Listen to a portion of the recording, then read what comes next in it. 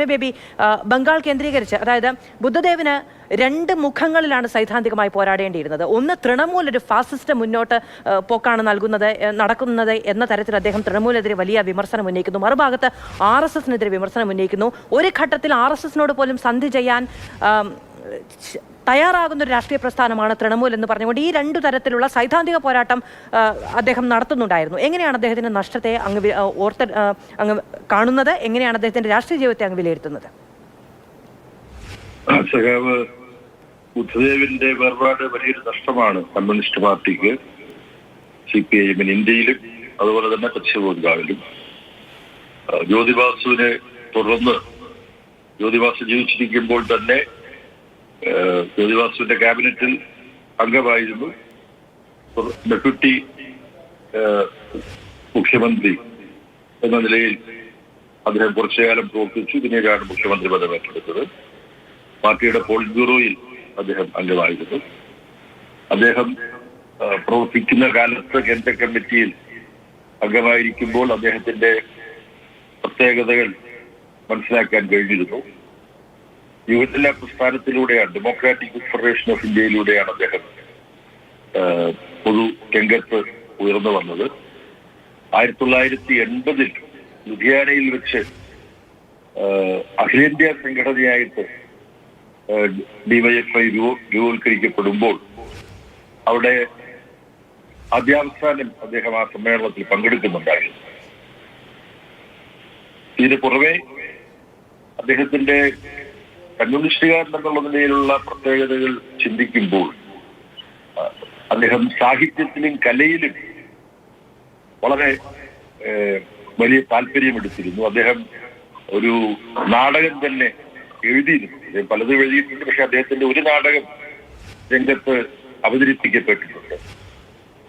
ഋത്വിക് ഘട്ടക്, ലോകപ്രശസ്തനായ ചലച്ചിത്ര സംവിധായകൻ. Ritwik Ghatak communist party അംഗമായിരുന്നു. അവിഭക്ത പാർട്ടി സാംസ്കാരിക രംഗത്ത് പ്രവർത്തിച്ചിരുന്നു.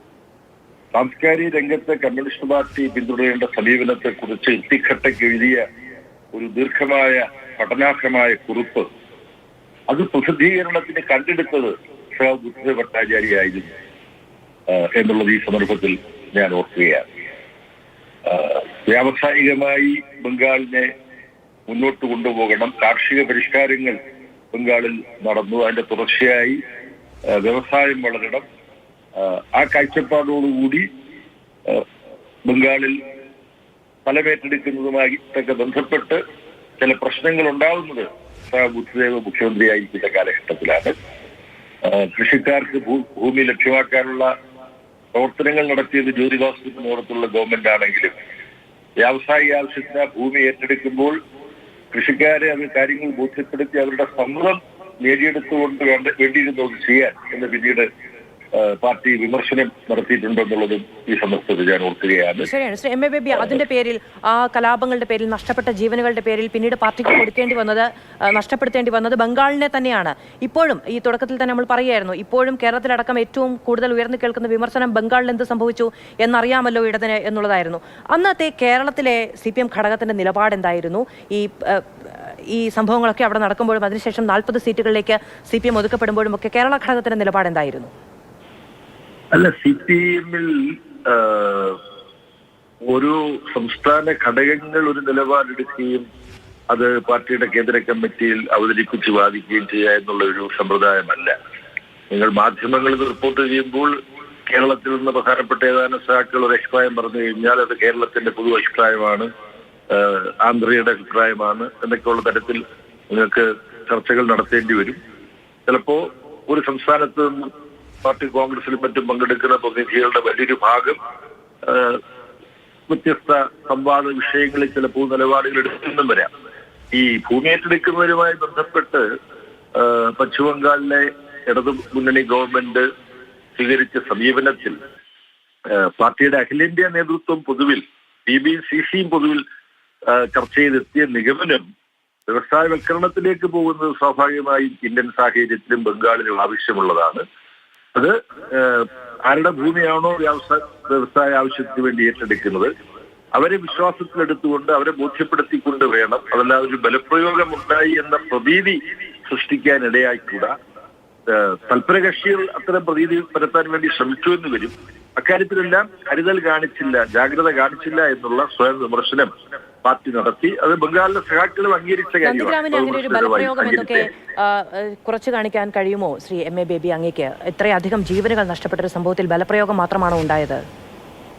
അതിൽ ജീവൻ നഷ്ടപ്പെടുക എന്ന് പറയുന്നത് മമതാ ബാനർജി മാത്രമല്ല, ബംഗാളിലെ ഇടതുപക്ഷത്തിനെതിരായിട്ട് വലിയൊരു അതിവിശാലമായ തീവ്ര വലതുപക്ഷം മുതൽ തീവ്ര ഇടതുപക്ഷം വരെ മമതാ ബാനർജിക്കൊപ്പം അണിനിരുന്നു എന്നെല്ലാമുള്ള ചരിത്രം ഈ സന്ദർഭത്തിൽ നമ്മൾ അതിന്റെ വിശദാംശങ്ങളിലേക്ക് പോകുന്നതിന്റെ കാര്യമില്ല. എന്തായാലും CPIM സ്വയം വിമർശനം നടത്തിയിട്ടുള്ള ഒരു വിഷയമാണിത്.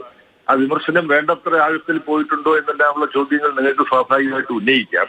പക്ഷെ ഞങ്ങൾ അതിനകത്ത് ചില പോരായ്മകൾ ഉണ്ടായി എന്ന് തിരിച്ചറിയുന്നു, ഞങ്ങൾ അംഗീകരിക്കുന്നു എന്നുള്ളതാണ്. മാത്രമല്ല അദ്ദേഹം ഇന്ത്യയിലെ ഏറ്റവും തലമുതിർന്ന ഒരു CPM നേതാവിന്റെ വിയോഗം ഉണ്ടാകുമ്പോൾ നമ്മൾ നന്ദിഗ്രാമിനെ കീറിമുറിച്ച് പരിശോധിക്കുകയല്ല വേണ്ടത്. അതുകൊണ്ട് മാത്രം അടയാളപ്പെടുത്താൻ കഴിയുന്ന ഒരു രാഷ്ട്രീയ നേതാവെ അദ്ദേഹത്തെ കാണുന്നുമില്ല. പറഞ്ഞു വന്നപ്പോൾ നമ്മൾ ആ ചരിത്രം ഒരിക്കലും അദ്ദേഹത്തിന്റെ ജീവിതത്തിന്റെ ഏടുകളിൽ നിന്ന് മാറ്റി നിർത്താൻ കഴിയാത്ത ഒരു ചരിത്രത്തെ പറ്റി സംസാരിച്ചു പോയി എന്നേ ഉള്ളൂ. വിമർശനം എന്ന് പറയുന്നതിലേക്കല്ല പോയത്. ശ്രീ MA ബേബി, വളരെയധികം നന്ദി സംസാരിച്ചതിന്.